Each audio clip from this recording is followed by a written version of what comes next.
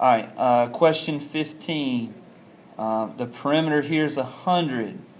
The perimeter's 100, that means I can add up all the lengths and they equal 100.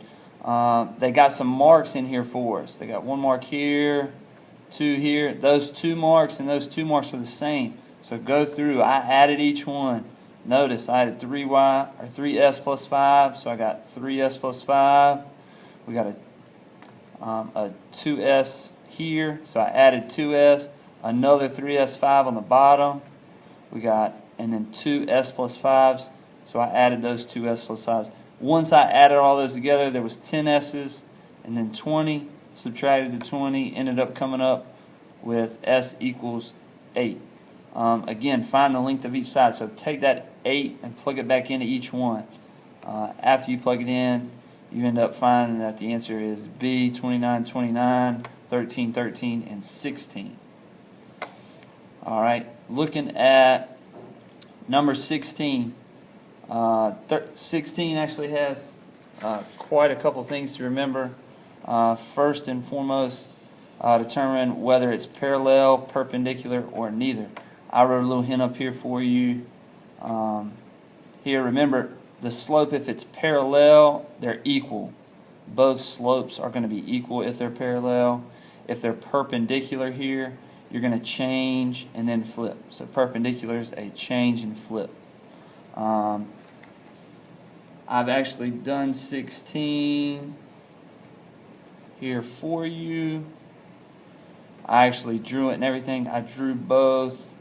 Number 16, I drew X and Y and Z, or X and W, Z and Y up here. Found the slope for both, so the slope for WX was -8, or -8/1, and our slope for ZY was actually 1.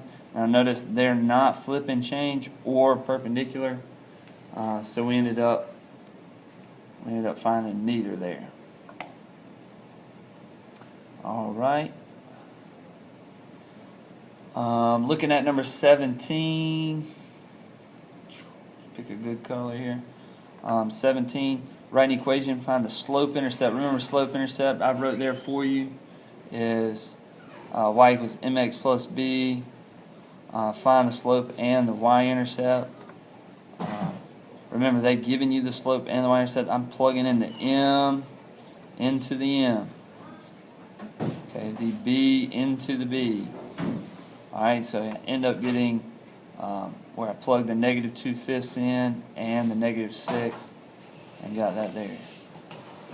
Let's keep going.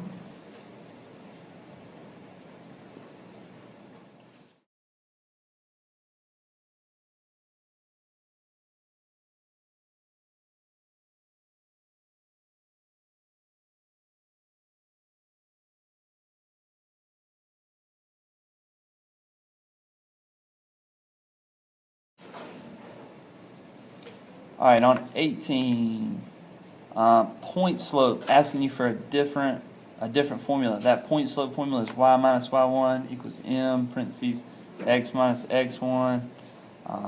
After I take the m, is probably the easiest thing to plug in because you can't really mess it up.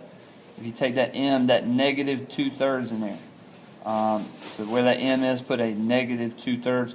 Go through, that -2/3 should be out front. It's good there, there. -2/3. Notice there's a -2/3 there. I went ahead and crossed out D here. This isn't even the right form. We got to have y minus y1. We got the y out here by itself. Go ahead and cross that out. Remember, that's that formula. Then I got to plug these two in. Remember, when plugging it in, there is that minus. So we got x1, y1. See how it's a -1/2. Now it should change to +1/2. So y should be y plus 1/2. So we go through. This one's got plus 1/2. This one doesn't have 1/2. We cross that out. This one's got the 1/2. All right, and that's for the y's. Remember, the x's here. So the x has got a positive 15/4. It changes it to a negative here, a negative. So it's got to be x minus 15/4, which a ends up having. So we can't have c. Let that process of elimination work out for you. All right, on the last two, let's see if we can get it up there. Awesome. All right, trying to figure out if this picture is equilateral, isosceles, scalene, or obtuse. And this is number 19. You should be able to graph each of these pictures on a point, then find the distance between these two, and A to C. And if all three of them are the same, it's equilateral. Two of them are the same, it's isosceles. If it even looks obtuse, you could say it's obtuse. It doesn't end up being obtuse. It ends up being scalene. All right, the last one on this page. Let's see if we can zoom in there, get you a better picture.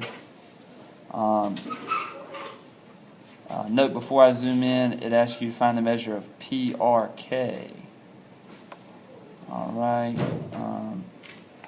PRK is this angle up here. I put a little question mark. It actually ends up telling us one of the 120s. Now remember, when you have two perpendicular or two parallel lines, you say these two are vertical, these two vertical. They equal 60 and 120 because of that straight line. You can just take that whole picture there and move it up or move it over. Remember, you also got alternate interior, alternate exterior. All right, and then I did the same picture here. Just take it, pick it up, and move it there. So my answer ends up being 120.